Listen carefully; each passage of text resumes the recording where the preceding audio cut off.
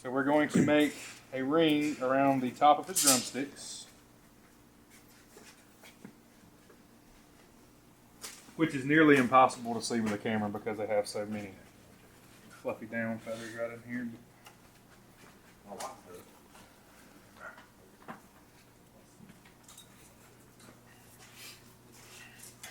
We're going to expose this drumstick skin, or expose these drumsticks by pulling the skin up. You want to keep your leg skin together. Do not split your skin down the middle. Most people nowadays are using the sock method. Some old school taxidermists still do the leg to leg, and that's fine. But if you do the sock method, they can split them later if they feel led to do so. For most of your taxidermists now, it's just more convenient to leave the socks on. Alright. Got both of the socks pulled up. We're going to reach right in here. Separate this belly skin. We are not going to make a cut down his breast. Do not do that. You want to make a cut straight across in between these legs, and we're going to peel them down. Alright, I've got all this tissue separated. I'm going to come in here with my scalpel. Be very careful not to cut yourself, like I have done on several occasions. Always use your sharp side of the scalpel. The dull side doesn't cut very well. We've got him opened up. Come in here. We're going to start separating tissue right in here. We're just trying to peel this skin back to his anus, get to his tail fan, and we're going to keep all of that together.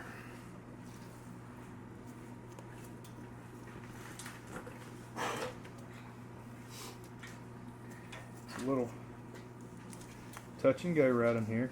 You kind of have to figure out what's skin and what's just tissue. Okay. Pull these thigh feathers down some, get them out of your way.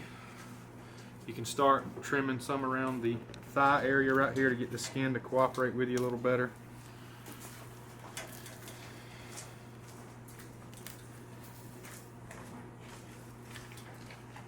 Right here, the other side, do the same.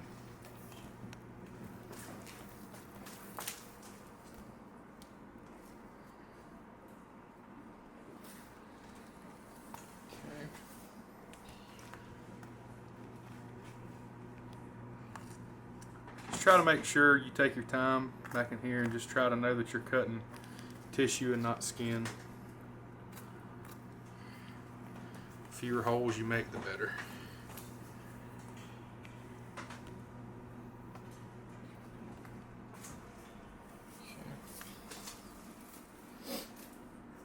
You can kind of pull on the skin a little bit and see what's tissue and what's skin.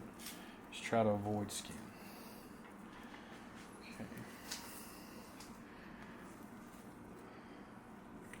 A lot of this you can kind of separate with your finger, but if you think you may have put a pellet or two in the back, be really careful doing that, because if you stick your finger next to a pellet hole, you could make a really big nasty tear. Alright, we're right here to his tail fan. This is his tail fan. We're just going to find a joint in his spine and just stick the blade right through it, and it should separate pretty easily. Just like that.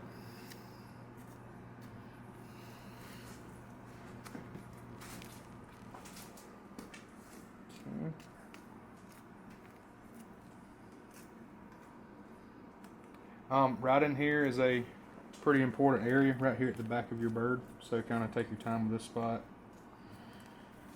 You can just tell what's tissue and what's skin as you put a little bit of pressure on it.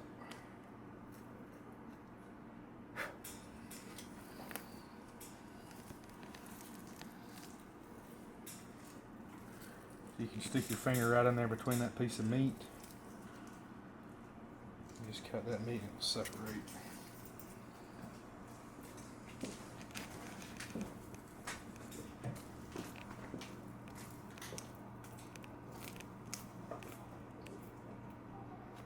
Okay.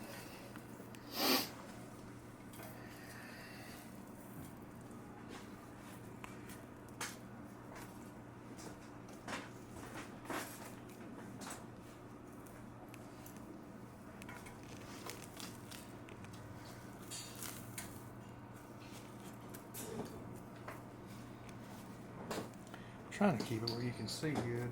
But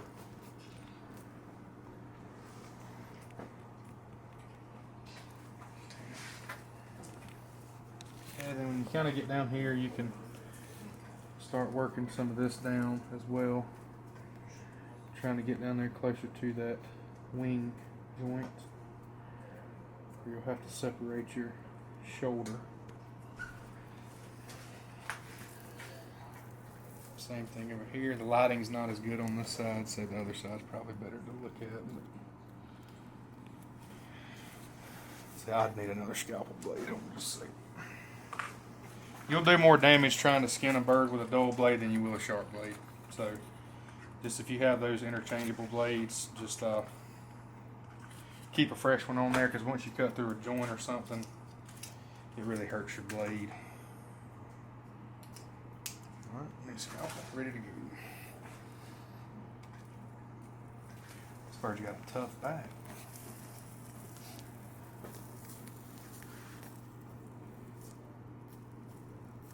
You can see I'm putting a fair amount of tension on the back skin, pulling down, just so I can see the stretchy stuff, which is just the tissue that holds the skin to the body. You know, just separate it. Yeah, you can move that down if you need to see better. Okay. You can fold these wings down too and hyperextend them to kind of get them out of your way. What I usually try to do is go down here until I get to the neck, and I can stick my fingers down into the clavicle area in here.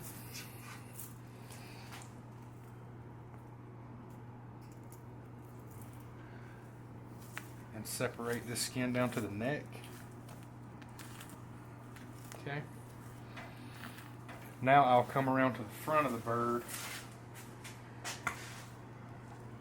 You can actually stick your hand right down in here and separate the skin from the breast. It's the quickest way to do it. It's a little messier, but it's the fastest way to do that.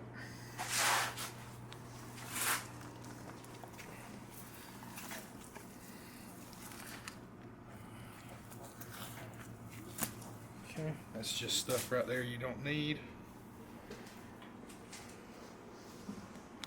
All right, now you'll have to take a blade right here down the center of the chest, because it always holds pretty tight right in here.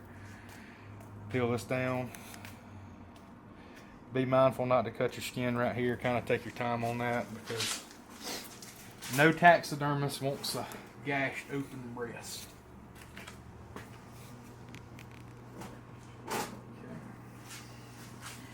Alright, we're kind of getting down here to the triangle of the wing again. So this is my triangle. This is all skin from here to here, so I'm going to cut above this skin. Go in here and find this humerus, which is just the shoulder joint. We're going to cut around this round-shaped ball joint.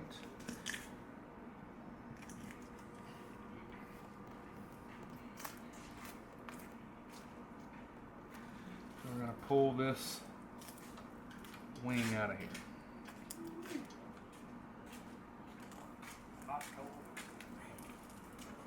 Okay, same thing on the other side.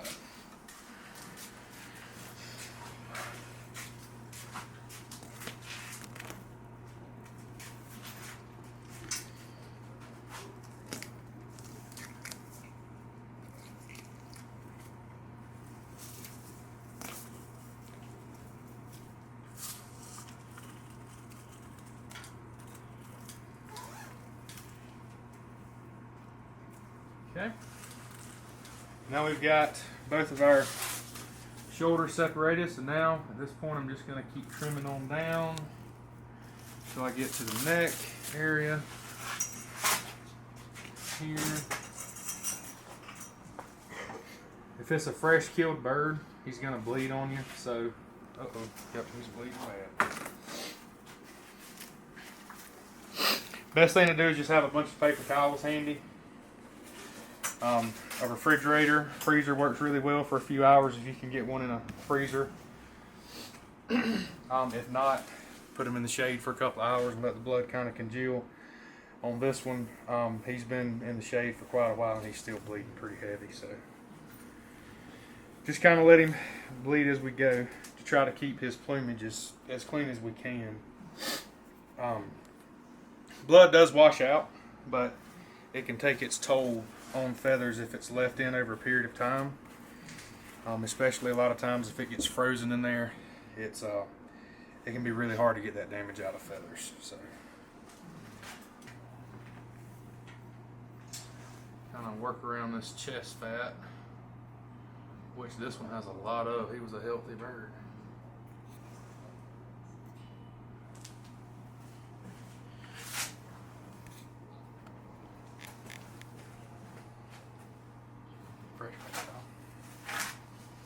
A lot of times you can just hold the paper towel underneath where you're cutting at.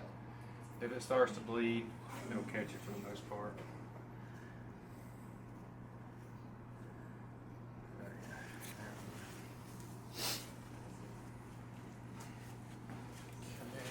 This side, yeah, let me get a fresh one for this side.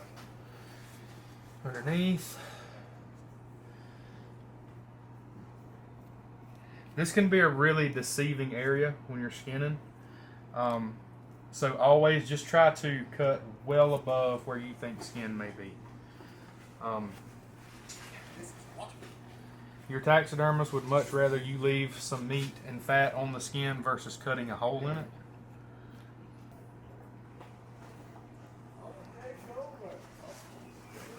Dude, that 20 gauge ate him up.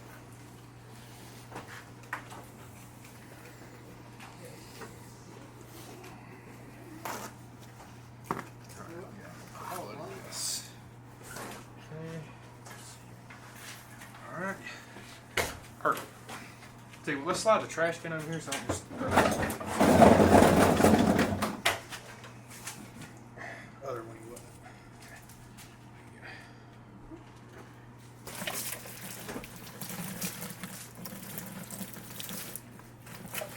Perfect. Yeah, if you happen to get blood on it, just wash it off before it starts to congeal. Just gonna lop this neck off right here. There we go. Okay. Now we're just gonna invert them. Pop the head back out. I should have wrapped his head. That's my mistake. This is what you wind up with: the full bird from the head all the way down to the tail fan. It's all still connected. This is an ideal way to transport your birds in a nice chest. Try to get them in a big trash bag. Avoid any kind of blood seepage anywhere. Wrapping the head is ideal. I usually always do that. But other than that, that's how we'll slide them in the bag.